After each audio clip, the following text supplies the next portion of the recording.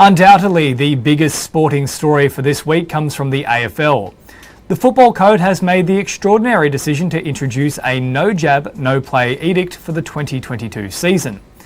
AFL players and staff will now not be permitted to take part in the 2022 season unless they are fully vaccinated against COVID-19.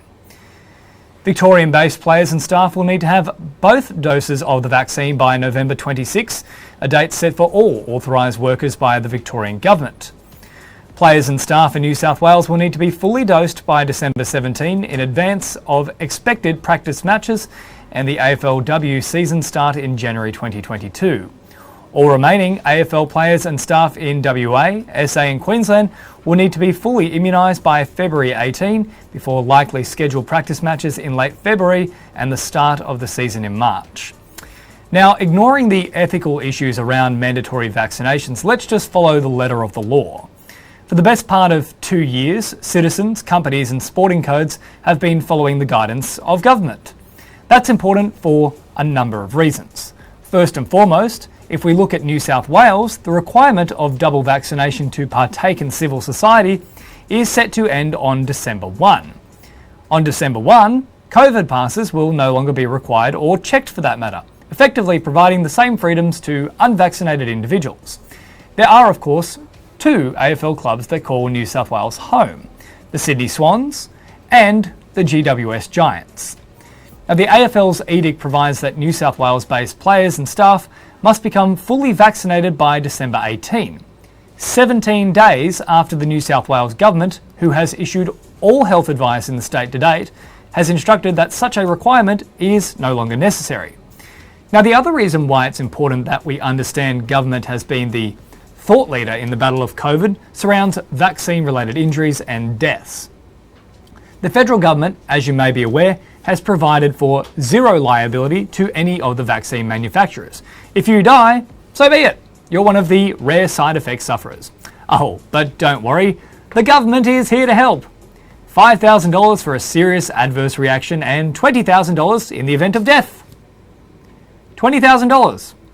That's what the life of someone like you and I is worth as part of the government's no-fault claim vaccine policy. But I guess we're just one of the plebs. We aren't high-profile athletes. So there's no fault there, but will there be no fault for the AFL? For fit and healthy athletes falling in the age brackets of 18 to 40 years of age. They're not obese, they're not elderly. Statistically, they're not much of a chance of having any serious issues arising from the virus itself. You know the other thing about AFL players? They're the product of the competition. They're the product for broadcasts and they earn a lot of money. The minimum wage for an AFL player is $110,000. And there are a number of players earning in excess of $1 million a season. The federal government hasn't mandated vaccinations for players. The New South Wales government doesn't require proof of vaccination after December. Dan Andrews is a despot. So let's ignore anything that comes out of his mouth. And as for the other states, well, things are largely still up in the air. But again, governments aren't actually enforcing this. And they're willing to cough up $20,000 should you cough up a lung off the back of a vaccine. How much is the AFL willing to cough up? How much if, God forbid, Buddy Franklin and his $1.5 million contract suffered myocarditis from the Pfizer shot or a blood clot from AstraZeneca, and instead of kicking a goal, he kicks the bucket? How much will the AFL pay? It's their product. It's their mandate. How much is it worth to them if something happens to a star or even just a staffer? With COVID vaccines, we have been presented the concept of choice and consequences based on those choices. If you're for the vaccine or against it, that's fine. I'm not passing any judgment.